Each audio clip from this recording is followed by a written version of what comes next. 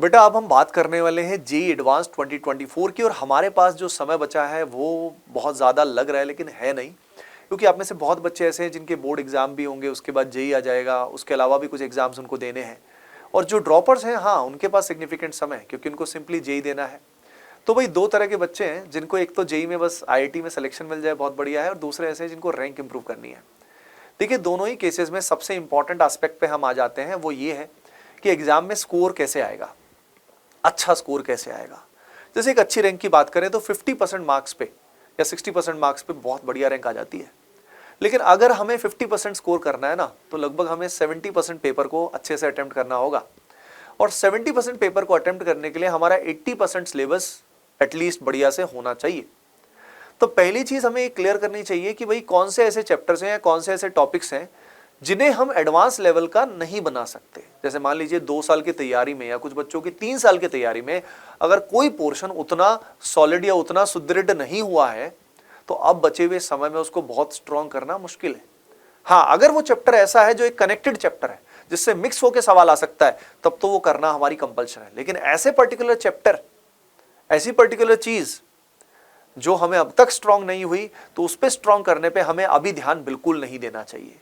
हमें फोकस करना चाहिए कि कितना प्रतिशत सिलेबस हमें करना है, 80%, 90% या 100 ही करना है या 70 करना है। अब जिन बच्चों को सिंपली सिलेक्शन चाहिए, उन सभी को मैं बता देता हूं कि बेटा सिलेक्शन तो 35% पे भी हो सकता है, इवन 40% पे भी रैंक सही आ सकती है, जिसके लिए 55% पेपर भी अटेम्प्ट करके आओगे ना ढंग से, तो काम हो जाएगा।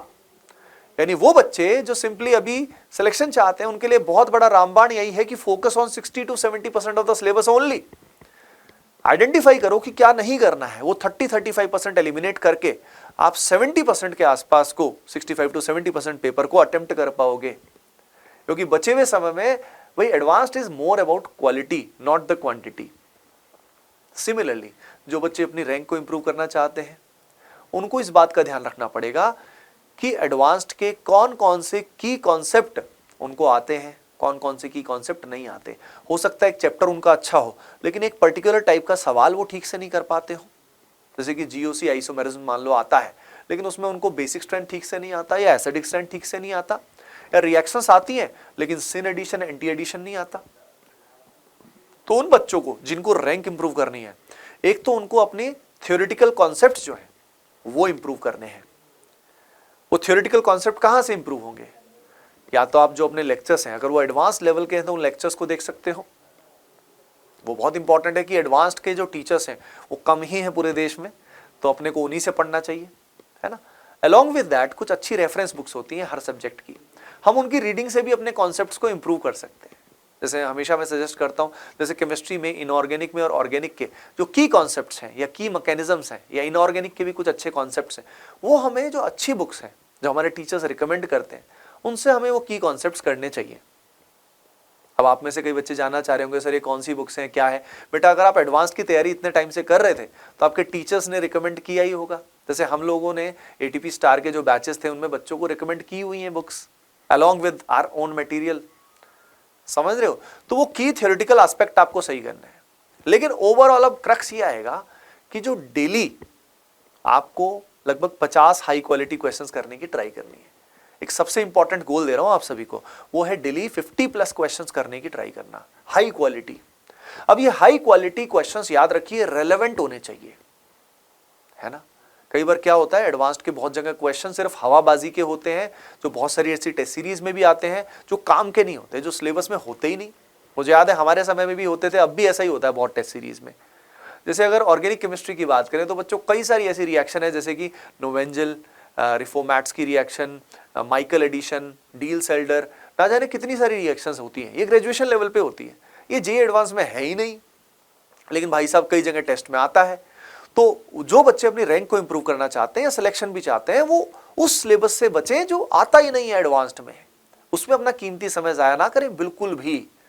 तो अब आपको कैसे पता लगेगा क्या सिलेबस में क्या नहीं है? अरे भाई बुद्धि नहीं है तुम्हारे पास बेटा, पुराने पेपर देखो 10 साल के, 10 साल के पेपर्स में आपको देख के पता लग जाएगा कि कौन सी चीज है कि नहीं है।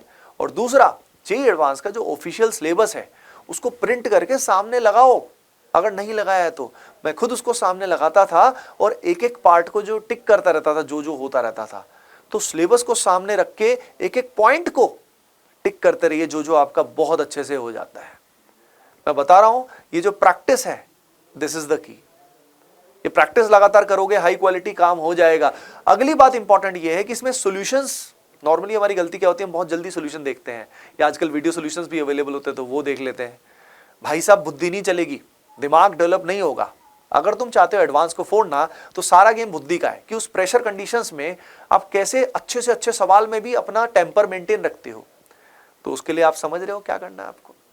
हाँ, जो सॉल्यूशंस हैं उनसे बच के रहना है, टीचर्स से पूछना कम से कम है, और खुद की बुद्धि लगानी है। चाहे नोट्स को रेफर कर लो, चाहे अपने लेक्चर्स को रेफर कर लो, लेकिन डाउट पूछने का टेंडेंसी कम से कम होना चाहिए। अगर आप हर रोज 50+ क्वेश्चंस भी हाई क्वालिटी करते हो, सॉल्यूशंस नहीं देखते हो, शुरू में समय लगाते हो, तो आपका ब्रेन रोज डेवलप होगा और रोज आपकी रैंक इंप्रूव होगी बेटा। अलोंग विद दैट, बस बात बची है मॉक टेस्ट की।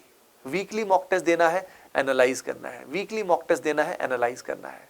एक वीक आप सिंगल मॉक टेस्ट दे दीजिए, एक पार्ट दे पेपर 1 दे दीजिए, अगले वीक आप दोनों पेपर्स वाले दीजिए। इस तरीके से आपका एडवांस की तैयारी और भी अच्छी होती जाएगी, है ना। अलोंग विद दैट, जैसा मैं हमेशा बोलता हूं, गेम है, मन के हारे हार है, मन के जीते जीत है। अगर आप अपना मोमेंटम हाई रखते हैं, अपना सारा दिन का रूटीन बहुत अच्छा रखते हैं, सही समय पे सोते हैं, सही समय पे जागते हैं, फिजिकली एक्टिव रहते हैं, और अगर सारा कुछ प्रॉपर रखते हैं, तो कोई दिक्कत वाली बात ही नहीं है, फिर आप मचा दोगे। लेकिन यहीं पे अगर आप ब्रह्मचर्य का पालन नहीं करते, डिस्ट्रैक्टेड रहते हो, जगह जगह के रिसोर्सेज को देख रहे हो, कभी कहीं किसी रिसोर्स पे नहीं, भाई अपने रिसोर्सेज फिक्स कर लो कि मुझे यहीं से करना है। जिसमें एडवांस्ड के PYQ सबसे अच्छा रामबाण है। एडवांस्ड के PYQs के अलावा भी कई सारे क्वेश्चन बैंक्स होते हैं जो बहुत अच्छे होते हैं, जैसे कि रुड़की इंजीनियरिंग एंट्रेंस के क्वेश्चंस बड़े अच्छे होते हैं, है ना बेटा। KVPY ओलंपियाड के क्वेश्चंस अच्छे होते हैं। और कितने PYQs हमें करने चाहिए, हमें जितने भी PYQs पॉसिबल है वो सारे करने चाहिए, वो भी रेलेवेंट है, पुराने क्वेश्चंस भी रेलेवेंट है। अगर ये सब करोगे तो जेईई एडवांस्ड 2024 में ये जो बचा हुआ समय है, इसमें आप मचा दोगे, कोई दिक्कत वाली बात है ही नहीं।